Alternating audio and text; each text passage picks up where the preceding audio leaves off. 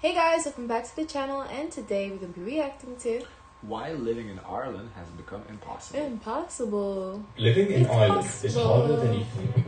Realistically, I've never been a bracket in my house. We put this up 24 hours ago and we have 535 applicants. I live in the middle of a field in a mobile home because there's no home for me. What language is she speaking? Just English? Yeah, but why she need subtitles? I didn't understand what she was saying either. Wait, 9 go back. years ago, you could Go purchase back. a home in Dublin for Go back. 260 You really want me to go back? Yeah, I'm 5 applicants. I live in the middle of a field in a mobile home because there's no home for me. Just 9 years ago, you could purchase really a home focus in on Dublin for 267,000 euros. That figure today is over 450,000. Wow. A 70% rise in less than a decade. This isn't an outlier. Across the country, rents have almost doubled in the last 10 years. And since 2000, the price of a house has nearly tripled. In Dublin, Wow. even an above average wage doesn't guarantee you a home.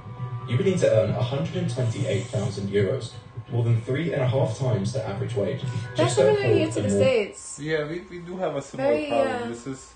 This is definitely not unique to Yeah. Ireland. If a home was 140, now it can be 399,999 and 50 cents. And even living comfortably in the city requires nearly double what most people earn. In these desperate times, people are turning to extreme measures, and many are being pushed onto the streets. Wow. In August You know, 2024, I was not there was expecting that from Ireland. What's interesting is that when we've done like Europe richest countries or like GDP or something along the lines, Ireland was like really high on the list. It was Yeah. like in the tops. To see this, very different. 10,500 When was this video? homeless Oh. people in Dublin. When was this video This- shot? This year or last year? Well, this year 2025, so it's probably not in 2025. I would think. Oh, it is in 11 days 2025. ago. Back check. Mine, I guess I was wrong. One of the highest rates in Europe, and a 13% increase from the previous years. And in just the last 10 years, Wow. homelessness rates have You doubled. know what's funny? Like, not funny, sad, but I guess ironic that one of the richest country, one of the highest homeless rates. Same in America, richest country, a shitload of homeless. Wow. I was not In the expecting capital. this. Pushing over 50,000 people into emergency accommodation, often with cramped and poor living conditions. But this is only one of Ireland's issues. As well as a housing crisis, they are also facing an immigration crisis. In the 12 months leading up to April 2024, Ireland, everyone is saying 150,000 they're full. But my question is, so why immigrants are coming? What are they going to do there? Yeah. For what? What's the strategy? There's already no. There must be a promise from the government of something, some sorts. Because Because why would they just go for worse? Yeah. people entered the country, a 17-year high, marking the third consecutive year with over 100,000 immigrants arriving in Ireland and accounting for about 80% of the population growth. This doesn't make any of the existing issues better, as Ireland's population is growing at Refugees are not. growth. This doesn't make any Refugees are not a threat to government. Maybe like, we can't see letters are cut off. I would say refugees equal govern equal something. are Threat not equal threat. something. I think it's threat. I think that's T that's cut off. Equal. Government.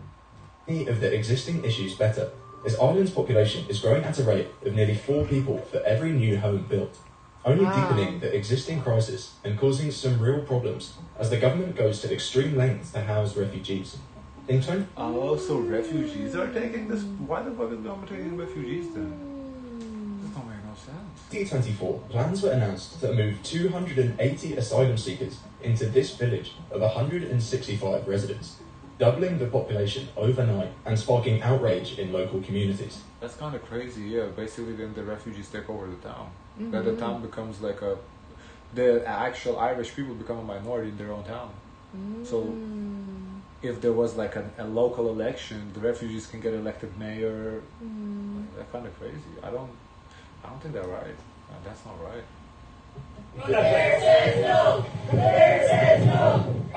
A survey conducted in 2023 found that 7 in like, 10 I get their frustrations. I think that's reasonable frustrations.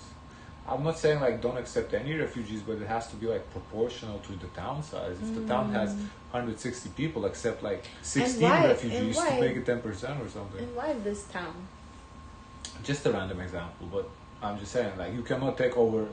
No, they said they're moving 200 something people into that town. I know, 100. but that's a random town. Every town's gonna get some many people because there's 150,000 immigrants. Oh, okay. He just showed a random example. Young Irish people between 18 and 24 want to leave the country for a better life elsewhere.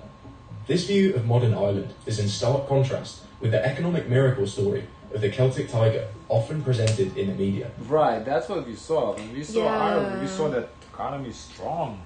So how did it happen? Before But we dive also, more into this, I'd like they to were know also speculate. I get access to better prices and likely I'm housing seriously $2 has a third. To understand within Ireland. Yeah.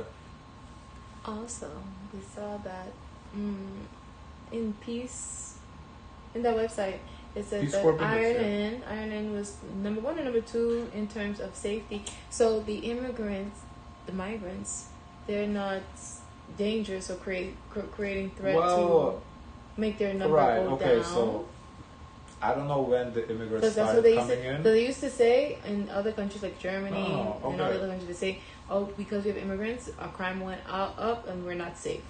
Okay, so I don't know how recent the immigrant thing is.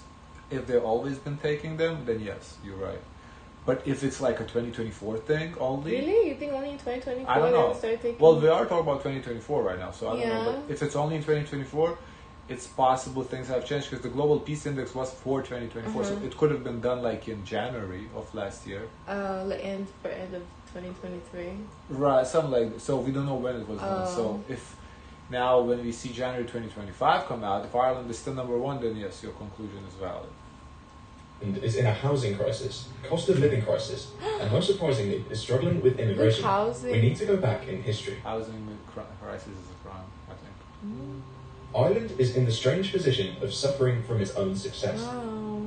For most of its modern history, it has been one of Europe's poorest countries, and just 30 years ago, it wasn't uncommon for people to not be able to heat their homes. Because of these poor living conditions, Ireland was poor. There it is. And the infamous potato famine, throughout almost all of the 19th and 20th century, many people have looked to leave Ireland whenever they are given the chance. In fact, its population today is still significantly smaller than its peak 160 years ago. Across the world, and particularly in the United States, Ireland's diaspora is huge. 11% of Americans claim Irish as their primary ethnicity, a staggering 36 million people, with key figures like JFK and Joe Biden having Irish heritage.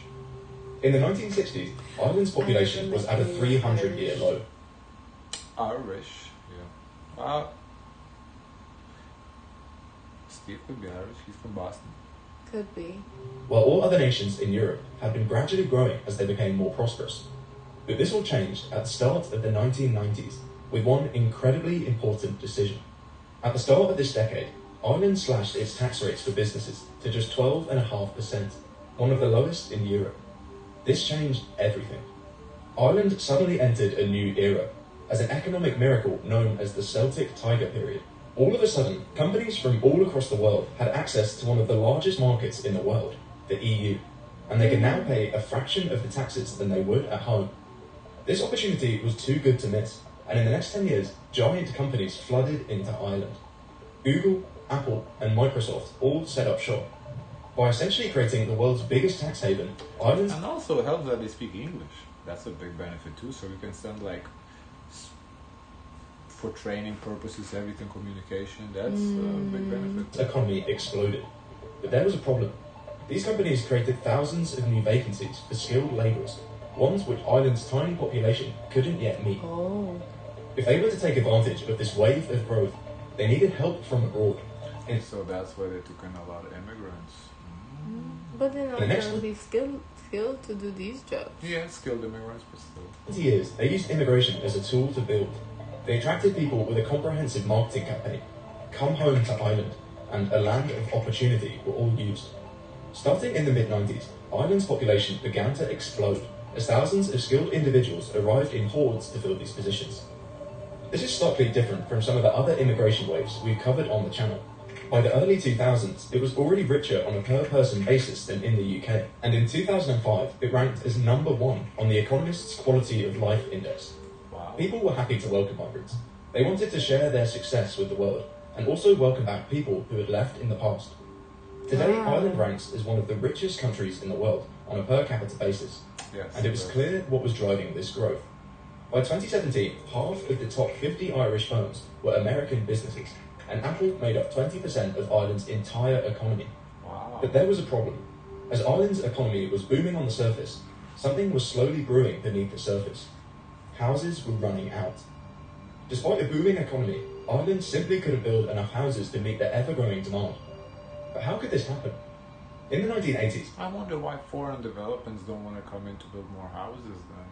Is there not enough land or what? 'Cause if, corporate taxes are low, so for foreign developments to come in too, like, American developments come build in Ireland, why not? I don't know if people would be accepting to change the landscape. Ireland made a decision which has sown the seeds for the current crisis. It deregulated its housing market. Like we saw, at the time, Ireland's economy was struggling, and this was seen as a way to generate investment and growth. And this did happen, but now companies have no requirement to make social, affordable housing. Instead, they shifted to more lucrative private market and rental properties, for which they were given subsidies. Even though this was problematic, it seemed manageable when the economy was booming. But then the 2008 financial crisis struck. Suddenly demand for housing, which had been so high, plummeted. Thousands of skilled labourers left the country in droves, and construction ground to a halt. Even though this was problematic, the real crisis began when Ireland's economy started to boom again. With more economic growth came more immigration. But with this economic boom, unlike before, there simply weren't enough skilled workers to make enough homes, and supply has not been able to keep pace. Combined with stricter lending standards and higher savings requirements, Ireland was left in a position where it didn't have enough homes, and ones which were available were even harder to buy. Making all of this worse is Ireland's booming tech sector.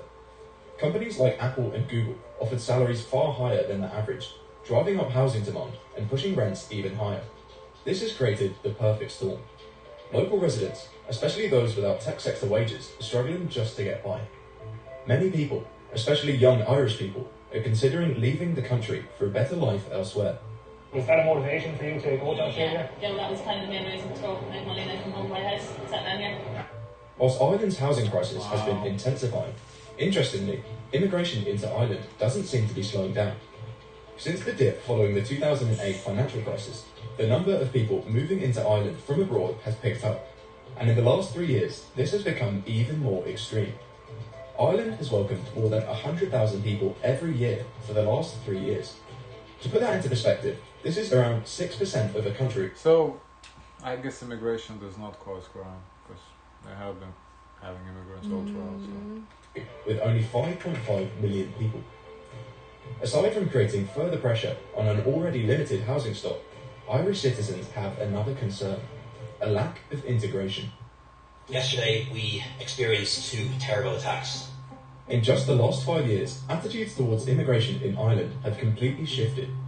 For decades, Ireland has one of the highest approval ratings for accepting foreign migrants in Europe. But as living standards and affordability has been squeezed, so too has public opinion. In 2022, Ireland welcomed over 100,000 refugees. That year, only 4% of people felt that immigration was a concern. But 1 year later, that number had risen to 29%, making it the largest single issue amongst voters, followed by housing and healthcare. People have taken to the streets to express anger about the current crisis. We are here because we're terrified for our children. Only for people who have been left behind, working class mothers that have been left behind, the state doesn't care about. But this also has a dark side. Since 2018, across the country, there have been 28 fires in properties rumoured to house refugees. In Dublin alone, there were 9 reported incidents of arson attacks since early 20... Oh, so these are like attacks towards immigrants. Wow. Oh, that's not good. 2023. And then there were the riots. These are not a common occurrence in Ireland. So what happened? Wow. Like we said, Ireland is a pretty small country, and the sheer number of people arriving has meant the government has had to find new ways to house people. They launched a rapid build housing programme to provide short-term accommodation for families fleeing Ukraine, providing housing for 2,000 Ukrainians across several cities in Ireland, using modular homes, army bases, and even tents. Currently, nearly 1/3 of all hotel rooms in Ireland are being used to house refugees or asylum seekers, and B&Bs and emergency accommodation centres are also being utilised.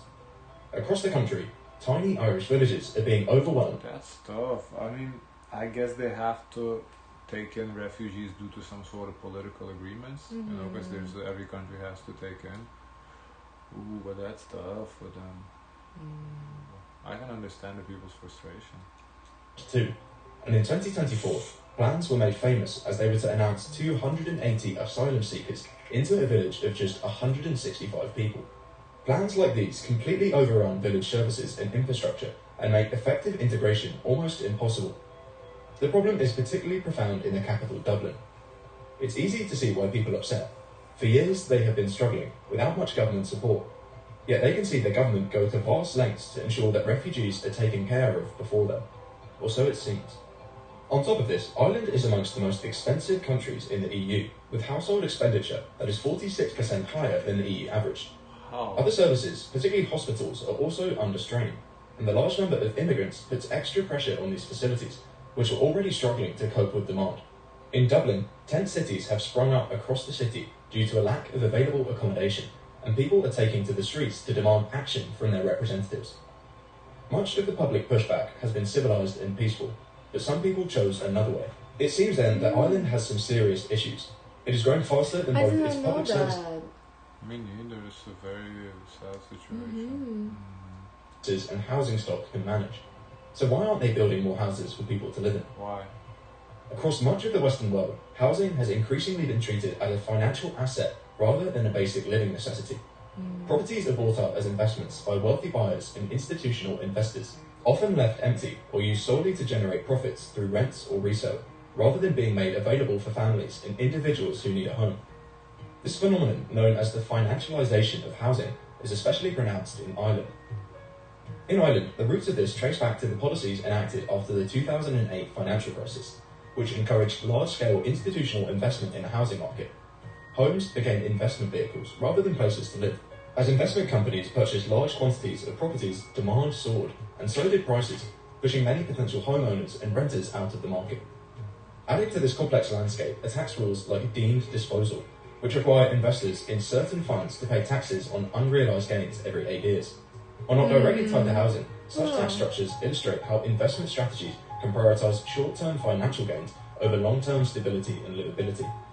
Combined with government measures like rent caps and taxes on bulk property They try to do this even here too, like pass a policy in which if it's not your primary home, that they consider, you should pay an additional tax if you leave it vacant and you don't rent it out to others. Yeah. Which were intended to stabilise the market. These factors have inadvertently limited new housing development and kept the market focused on financial return. Oh, so this is actually these policies prevent. It's not like the optimal way to invest money. Ooh, that's tough. Returns rather than increasing the housing supply. The result? A housing market driven by financial motives, leaving too many properties as assets and not enough as homes. As it stands, Ireland needs to build around 20,000 extra properties every year if it's to make any dent in the national housing crisis. This target was met last year, and the central bank recognises that the housing supply has increased meaningfully in recent years.